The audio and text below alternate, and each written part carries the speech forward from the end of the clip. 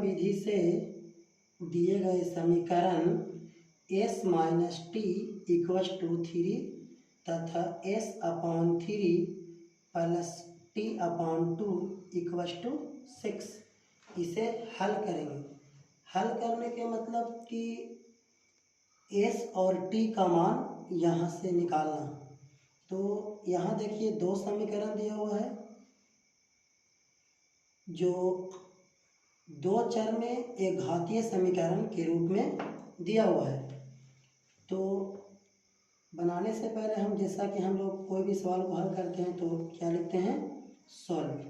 तो हम लोग क्या करेंगे, इसे दोनों समीकरण को उतार करके नामकरण कर लेंगे। तो s minus T equal to 3 इसको नाम ले लेंगे एक, समीकरण एक, और s/3 plus t/2 equal to 6 इसे हम लोग समीकरण 2 नाम दे देंगे। तो देखिए हल करने के मतलब क्या, प्रतिस्थापन विधि से जो हल करना है तो हम लोग प्रतिस्थापन का ही यूज करेंगे। ये नहीं कि हम लोग विलोपन से, विलोपन में क्या था कि कोई चर को हम लोग लुप्त कर देते थे, जैसे t/2 प्लस में है और t ये माइनस में है, तो ये अगर इसके जैसा बना दें t/2, इसको भी अगर t/2 कर दें तो जोड़ने पर समीकरण क्या हुआ, ये चर ये लुप्त हो जाएगा विलोपन विधि से। लेकिन हम लोग को यहाँ सवाल जो दिया हुआ है ये प्रतिस्थापन विधि से हल करना है। तो इस विधि से हम लोग हल करने के लिए क्या करेंगे, ऐसा नहीं है समीकरण को हल करने के लिए हम लोग के पास विलोपन विधि है, प्रतिस्थापन से भी हल कर सकते हैं, वज्र गुणन से भी हल कर सकते हैं। लेकिन यहाँ जो सवाल कह रहा है कि प्रतिस्थापन विधि से दिए गए समीकरण को हल करें, तब हम लोग प्रतिस्थापन विधि का ही यूज करेंगे। तो प्रतिस्थापन विधि में हम लोग कैसे बनाएंगे इस विधि से, तो इस विधि के लिए सिस्टम क्या है कि कोई एक समीकरण से चलेंगे। अगर एक समीकरण एक से चलेंगे तो इसमें किसी एक चर का मान निकाल लेंगे। अगर समीकरण 2 से चलेंगे तो इसमें किसी एक चर का मान दूसरे चर के रूप में निकाल लेंगे और फिर उसका मान समीकरण 2 में रखेंगे। और अगर एक से चलेंगे तो एक से किसी चर का मान निकाल लेंगे और फिर उस चर का मान प्रतिस्थापित कर देंगे, यानी कि दूसरे चर में रख देंगे। तो देखिए अगर हम लोग चलेंगे समीकरण एक से चलते हैं तो समीकरण एक से, तो समीकरण एक से चल करके इस समीकरण को उतार लीजिए। तो s minus T equal to 3। तो इसमें क्या करिए कि इसमें किसी एक चर का मान निकाल लीजिए। अगर यहाँ से s के मान निकालते हैं तो t को उधर भेज देंगे, तो लिखेंगे इसीलिए, इसलिए के मतलब क्या कि s के बराबर में रहता 2s, अगर ऐसे रहता 2s 3s 5s तब हम लोग यहाँ पास समीकरण में याद देते हुए लिखते हैं। लेकिन देख रहे हैं कि यहाँ s अकेला है तो लिखेंगे इसीलिए s बराबर 3 और ये t को उधर भेज दीजिए। तो बराबर के एक तरफ से दूसरी तरफ कोई भी चीज़ जगह, कोई अक्षर या कोई गिनती जाता है तो हम लोग क्या करते हैं, साइन को बदल देते हैं। तो यहाँ माइनस साइन है तो इसका चिन्ह हो जाएगा प्लस, यानी s का जो मान आ गया वो t के रूप में आ गया, यानी 3 प्लस टी। अब ये s का जो मान है 3 प्लस टी, यही मान हम लोग प्रतिस्थापित करेंगे कहाँ, समीकरण 2 में करेंगे। इसलिए अगर एक में करते हैं तो सवाल नहीं बनेगा, क्योंकि हम लोग जिस समीकरण से चलेंगे उसी समीकरण में मान नहीं रखेंगे। अगर एक से चले हैं तो इसका मान समीकरण 2 में रखेंगे, और अगर यहाँ 2 से चलते हैं तो समीकरण 1 में हम लोग प्रतिस्थापित करते हैं। तो अब ऐसा नहीं है कि यहाँ हम लोग एस के मान निकालेंगे, अगर यहाँ टी के मान निकालते हैं तो ये एस के रूप में निकलता। तो देखिए अब इसे भी हम लोग यहाँ पास समीकरण 3 मान लेंगे। अब यहाँ पे लिखिए समीकरण 2 में एस का मान प्रतिस्थापित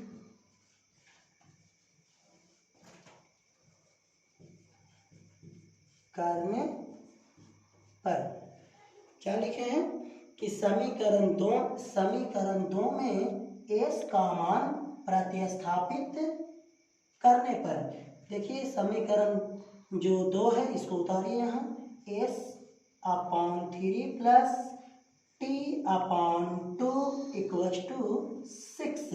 अब यहाँ s का मान प्रतिस्थापित कीजिए। प्रतिस्थापित करना का मतलब ये s का जो मान है ये t प्लस 3 प्लस t, तो यहाँ हम लोग रख देंगे। तो s के मान रखिए 3 प्लस t अपॉन 3, और ये पहले से साइन है जोड़ का तो इसको लिखिए, और t अपॉन 2 इक्वल्स टू 6।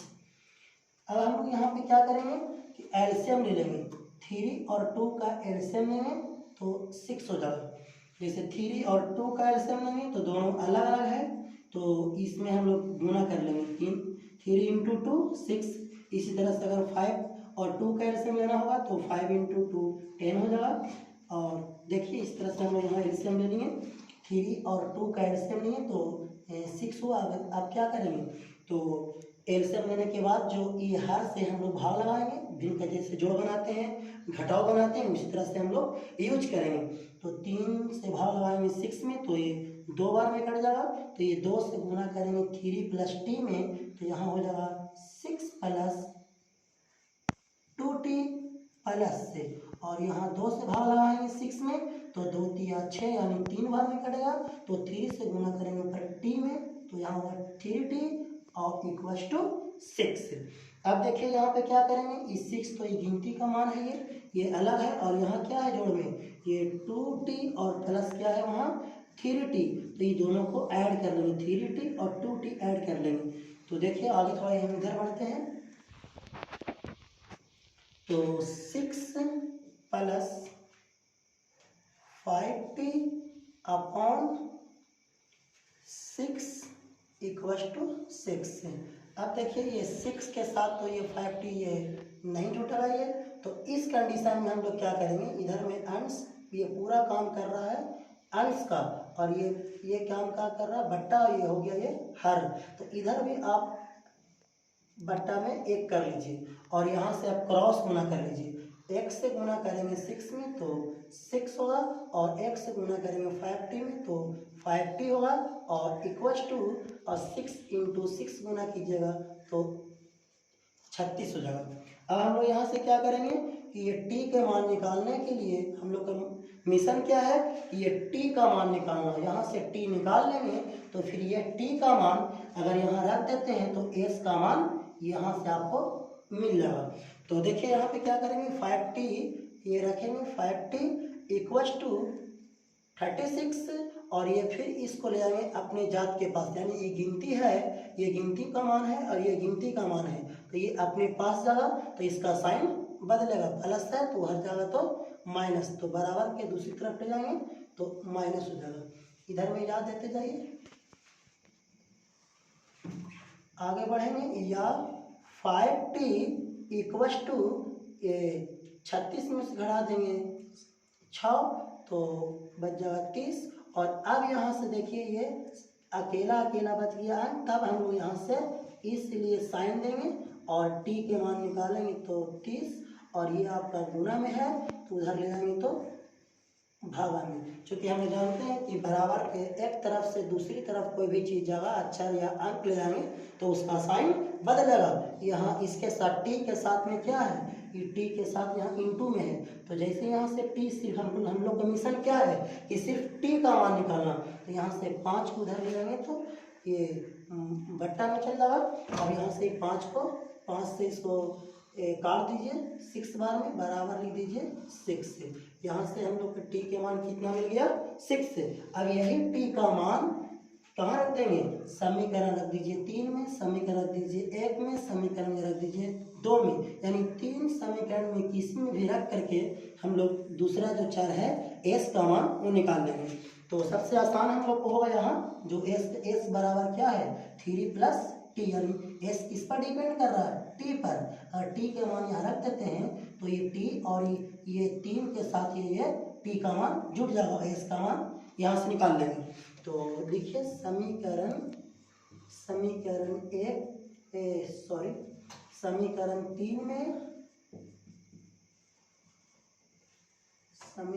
3 में t का मान रखने पर उतारिए 3 को, s बराबर 3 प्लस टी, तो यहाँ से रखिए मान 3 प्लस से, और t के मान देखिए लाए हैं 6, तो ये जोड़ दीजिए 6 और 3 9, लास्ट में हम लोग लिख देंगे। अतः जो निकालना था हम लोग क्या कह रहा था कि प्रतिस्थापन विधि से दिए गए समीकरण s minus T equal to 3 और s upon 3 plus T upon 2 equal to 6, यानी इसका मान निकालना था s और t का मान, तो लिख देंगे s बराबर जो लाए यहाँ से 9 और तथा t बराबर 6 से। जैसे हम लोग को x जो s का मान हम लाए, t के मान लाए 6 और s के मान लाए 9, तो ऐसे छोड़ नहीं देना है, लास्ट में हम लोग को आंसर जो देना है वो अतः करके लिखेंगे कि अतः s बराबर 9 और t बराबर 6, और यहाँ लिख दीजिए आंसर।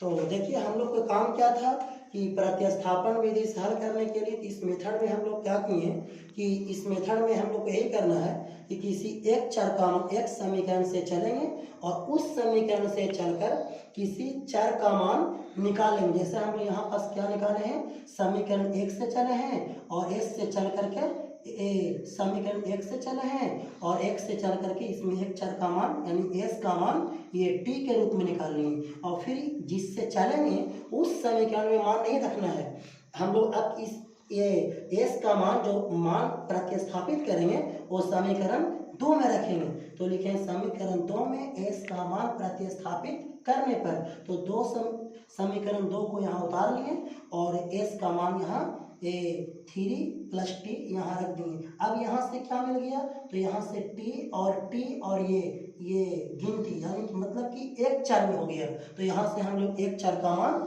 निकाल लेंगे और t का मान निकालने के बाद ये फिर ये t का मान कि समीकरण 1 के या समीकरण 2 या समीकरण 3 में रख देंगे, तो फिर s का मान निकल जाएगा। तो हम लोग यहाँ सबसे आसान जो हम लोग के पास था s बराबर 3 प्लस टी जो समीकरण 3 है, तो यहाँ रख करके समीकरण 3 में t का मान रख देंगे, तो हम लोग को s का मान फाइनली आ गया।